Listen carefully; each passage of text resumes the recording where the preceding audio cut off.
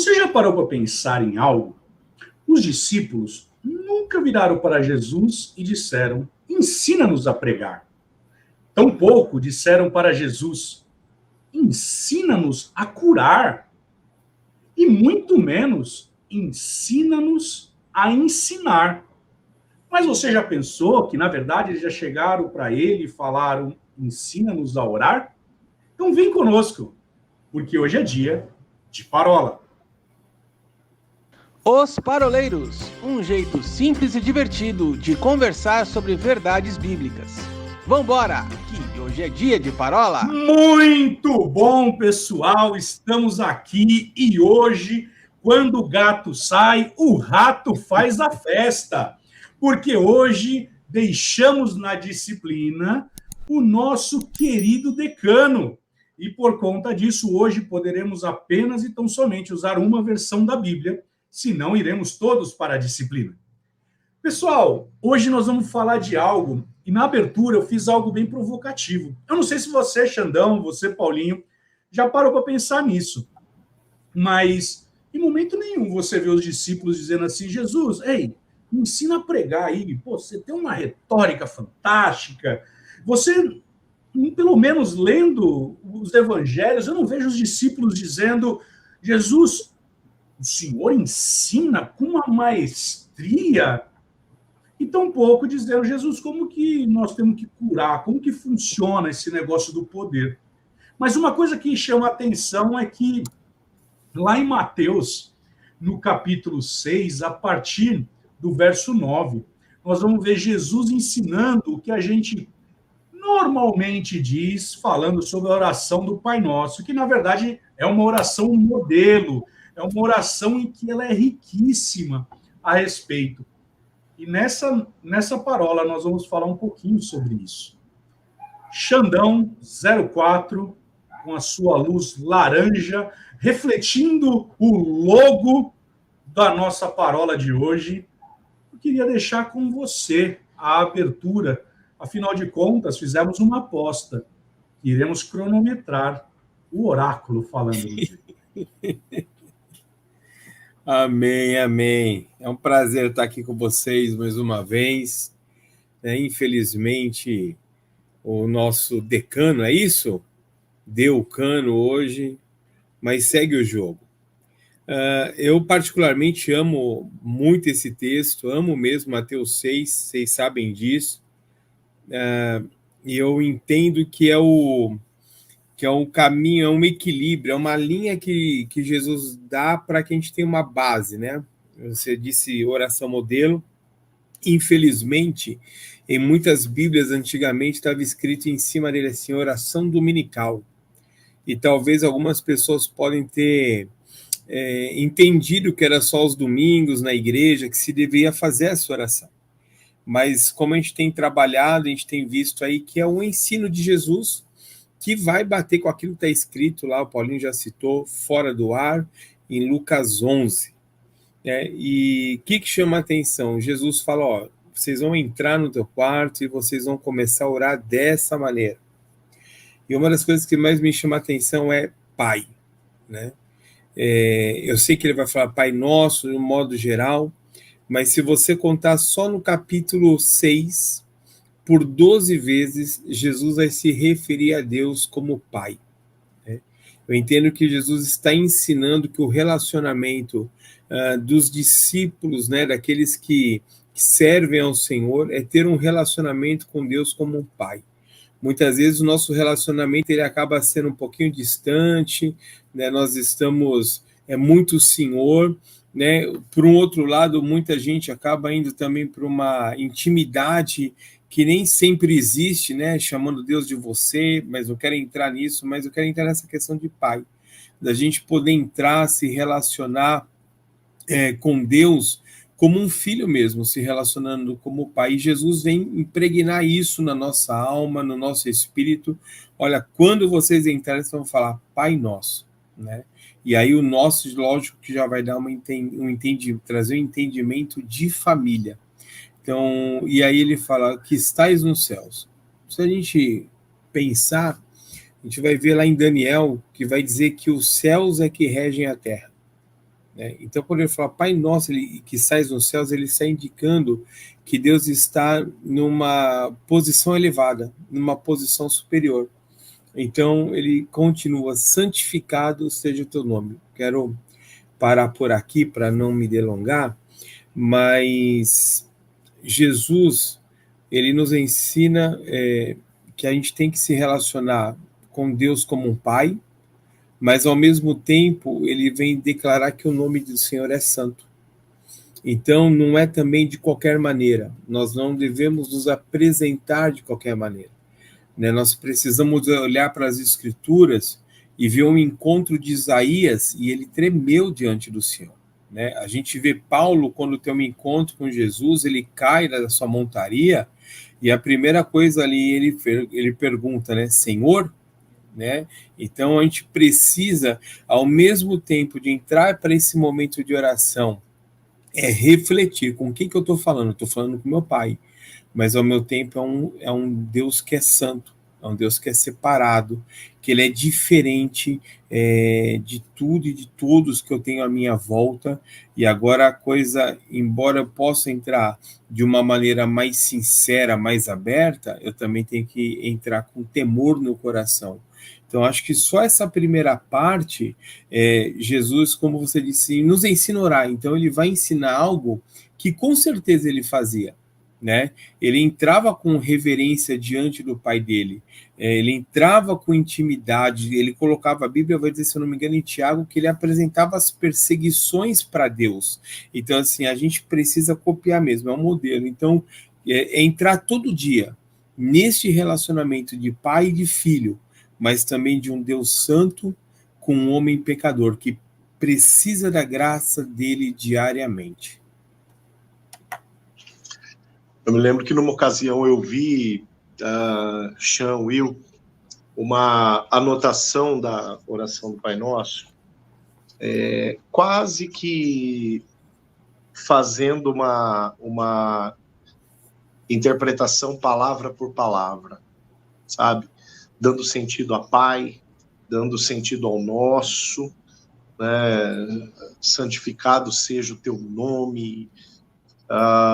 Eu gosto desse tipo de análise, né? Eu sou um cara do texto, né? Por isso que eu encrespo tanto com tradução, Will, porque eu sou um cara do texto. O meu objeto de pesquisa, o meu objeto de consulta, o meu objeto de crítica é o texto, né? Como alguém da área da interpretação bíblica, então, nada como o texto antes de qualquer coisa, né?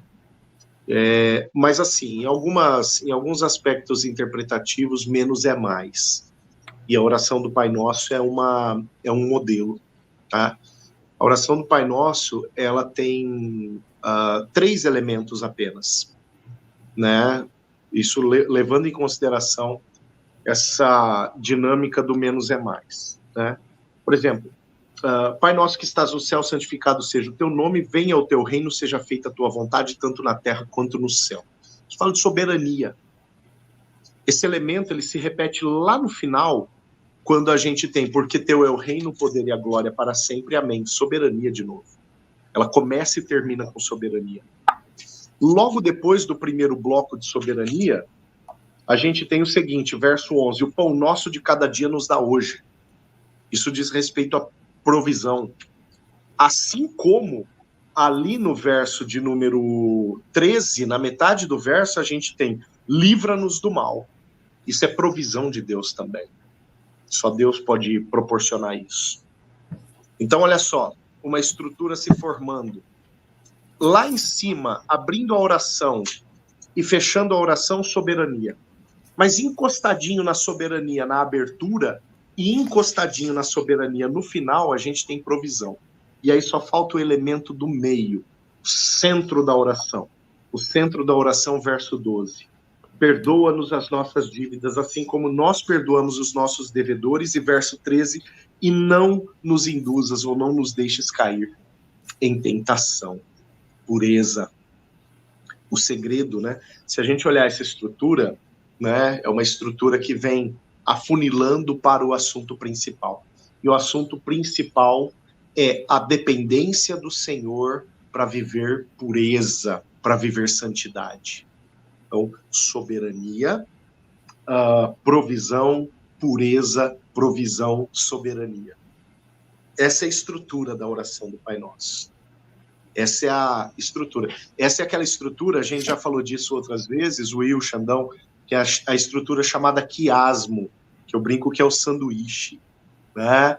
Então, ela tem um pão, outro pão, né? Nesse caso aqui, a questão da soberania é colocada como abertura e encerramento. Mas ela tem um primeiro recheio ali, né? Que seria a provisão de Deus, o que eu dependo de Deus para que eu possa vivenciar. Mas o recheio principal, né? Aquilo que dá sabor, aquilo que dá nome para esse sanduíche, né? O recheio surpresa, o toque do chefe, é a dependência que nós temos para caminhar em santidade. Aí a gente entende, Chan, o porquê Jesus tratava o Pai, Jesus tratava Deus como Pai, e Jesus encoraja os seus discípulos a tratarem Deus como Pai. Porque isso já era revolucionário. Que história é essa de chamar Deus de Pai? Isso já era incrivelmente revolucionário, porque isso era completamente novo, contrário, né, àquele pensamento de um Deus distante, mal-humorado, só esperando eu pecar para me acertar uma cintada, né, e me mandar para uma condenação, e me lançar debaixo do peso da lei. Então, tudo isso muda quando a visão acerca de Deus muda. Agora, essa visão acerca de Deus, ela tem um preceito, que não é o preceito do cumprimento de regrinhas, mas o viver em santidade. A santidade não dispensa as regras, mas ela parte de um pressuposto diferente. Cronometrou, Will? Não, porque quando o Xandão ele falou assim, não, eu já estou encerrando aqui, aí ele fez como todo pregador, quando ele fala, já estou encerrando, tem mais meia hora, né? E aí você emendou, então, não, né? É o cara que está na caminhada do ministério pastoral, velho. Tá, exatamente. Né? Exatamente. Você vê a experiência do pastor por aí. Eu vou começar a fazer igual o Bonner aqui, candidato, o tempo, candidato, né? Fica de pé. Mas sabe onde vocês falam, né? Candidato.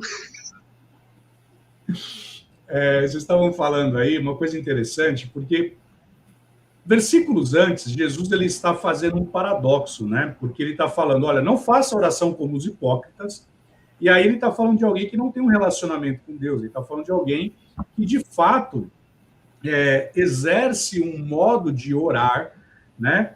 Mas para dar publicidade. E aí ele fala, olha, mas não faça como eles, né? Faça como, e aí ele traz o modelo, e ele trazendo o modelo, ele fala, Pai Nosso. Então, veja, aqui ele começa dizendo o seguinte, olha, existe um relacionamento de paternidade e filiação. Ou seja, olha, quando vocês orarem, ou seja, vocês que são filhos, vocês que têm um relacionamento com Deus. E isso é tão interessante, porque quando nós começamos aqui, eu me lembrei de um livro, eu acho que o Xandão vai lembrar desse livro, de Pão Yanchu, que se chama Orando como Jesus. E esse livro, você tem aí, Xandão? Aí, ó, todo metodista que se preza tem. Ô, Paulinho, você tem esse livro? Tenho. Lá no meu escritório da igreja. Só para saber. Todo Aliás, metodista... não só esse sobre oração do Paul Yong-Chu, tá? Não, só para saber, porque todo metodista que se preza tem esse livro, né? E aí, eu me lembro quando nós lemos a respeito... lá vem outro. Esse daí da oração eficaz é top também. Muito bem. Isso daí, escola de professora Helena. Você que já esteve aqui conosco, vai se lembrar do dia que Carrossel esteve conosco. Professora Helena ensinando para nós coisas a respeito de oração. Foi tremenda essa paródia. E o Arthur vai colocar o card. O Arthur vai colocar o card em algum lugar. Exatamente. Como ele sempre não faz. Como ele sempre não faz, ele vai colocar o card em algum lugar. E como ele hoje não está aqui, e de castigo por isso, ele vai ter que fazer isso, né?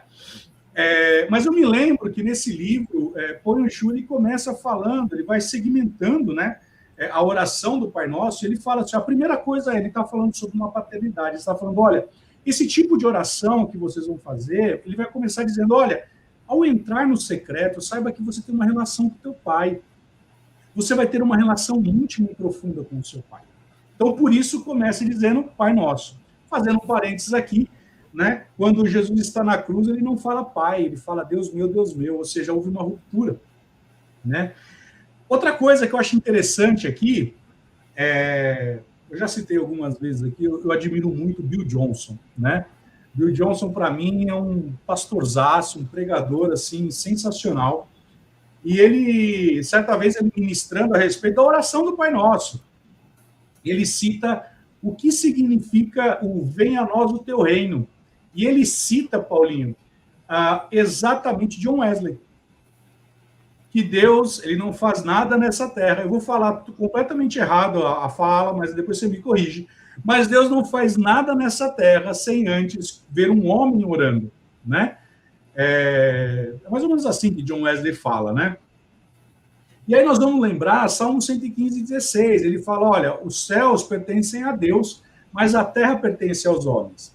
Vamos mais além. Salmo 119, 89 diz assim, né, que a palavra do Senhor é estabelecida nos céus. Ei, quando a gente fala, seja feita a tua vontade, assim na terra como é feita nos céus, nós estamos ativando aquilo que Jesus disse para Pedro. Pedro, sobre essa verdade eu vou edificar a minha igreja. E mais, as portas do inferno não vão prevalecer. E mais, aquilo que você ligar na terra vai ser ligado nos céus.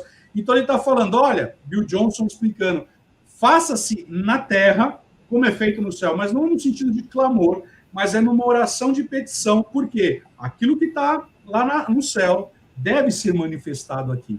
E Ponyo Shu, ele traz também esse elemento, dizendo para nós sobre isso, né? Ai, cansei. O Will e Paulinho, acho que é legal para quem estiver nos escutando, porque a gente se depara com muitas pessoas neófitos ou novos na fé e pessoas que já estão há algum tempo na caminhada, mas que não conseguem ter uma regularidade de oração, né? E eu creio que a gente não aprender, né? A gente vai falar que os discípulos perguntaram lá, o Paulinho citou isso em Lucas 11, a gente precisa descobrir os meios de um relacionamento cada vez mais profundo em Deus, e vai passar pela oração, pela leitura da palavra, mas como o tema é oração, o que é importante? A gente no bloco anterior falou sobre entrar no secreto. E aí eu quero falar de mim. Quando eu li Mateus 6,6, entra no teu quarto, fecha a tua porta e fala que teu pai está em secreto, eu não continuei a leitura. Eu simplesmente deixei a Bíblia na mesa, foi isso que eu fiz. Entrei no meu quarto, fechei a porta, olhei para o céu, que era para o forro do meu quarto, e falei, Senhor, eu estou vindo cumprir Mateus 6 aqui. Quando eu falei isso, eu nunca tinha feito isso na vida. Eu vou te chamar de uma força, invadiu o meu quarto, e eu cambaleava de parede para parede, eu não conseguia ficar em pé. Ok, foi maravilhoso essa experiência e tal. Só que a minha oração, ela era montanha-russa, né? Dia sim, 2 dias não, e por aí, né? Até que passou-se um bom tempo e eu fui ler o texto de novo. E aí ele fala assim, orareis assim. Aí ele traz o tópico. Aí é que, sabe o insight? Abre a mente. E aí você começa a entender, cara, ele te dá vários tópicos de oração para quando você entrar no quarto, você não ter mais aquela oração muitas vezes que chega a ser fria, ou, né, você vai entrar em assuntos que ele mesmo disse. Eu gasto, por exemplo, Pai Nosso que estás nos céus, eu gasto esse tempo de adoração, louvando o nome do Senhor, exaltando o nome do Senhor, né, muitas vezes pedindo perdão, né, não ter santificado o nome dele da maneira correta, mas eu entendo que esse que é um grande pontapé para uma vida de oração, vou usar aqui sistemática, ou diariamente, ou diária, né? Para que a gente possa ter uma vida espiritual ela mais estável no quesito oração. Isso que você falou aí, a gente vai fazer já uma ponte para o ponto que vai no versículo 11, que é o pão nosso de cada dia, né? Jesus, quando ele está na tentação, Satanás vira para ele, né, e fala, transforma essas pedras em pães, né? Aí ele vira assim, nem só de pão viverá o homem, mas também de toda palavra. E olha que interessante, né? Nem só de pão viverá o homem. Mas aqui na oração do Pai Nosso, ele está falando sobre 2 tipos de alimento. Nós estamos falando de um alimento espiritual, porque quando eu oro, quando eu tenho um estilo de oração, né, um estilo de vida de oração, eu estou alimentando também o meu espírito, né? Se nós falarmos a respeito de oração em línguas, 1 Coríntios capítulo 14 vai falar sobre edificando, né? Quando eu oro em línguas, eu edifico. A palavra edificar no original significa fortalecer. E aí ele vai falar, dá-nos cada dia o pão. E é interessante, porque, e aí, para a gente já encerrar esse bloco e deixar esse gostinho para que o Paulinho ele possa falar no início do outro bloco, eu gosto de uma ilustração de um pastor que ele fala o porquê que Jesus ele fala, dá-nos a cada dia o pão. Na verdade, Deus tinha falado para o povo que o maná de amanhã já estava garantido. Então, ou seja, o maná de amanhã é nessa oração, ou seja, eu estou orando hoje para a provisão de amanhã.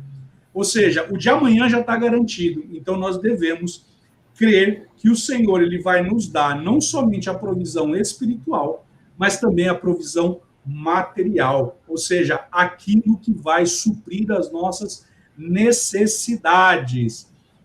Pessoal, eu, se fosse você, eu não perderia o segundo bloco. Porque no segundo bloco nós iremos falar de chaves, de segredos dessa oração do Pai Nosso. Sabe? De novo, Jesus não foi questionado sobre como pregar, como ensinar, nem como curar, mas ele foi instado a questionar, a saber, Senhor, como devemos orar? Se eles perguntaram isso, seguramente uma vida de oração tem alguma coisinha aí, algum gostinho que Jesus ele nos ensinou. Então, pessoal, nos siga nas nossas redes sociais e nos vemos no próximo bloco. Tchau, tchau.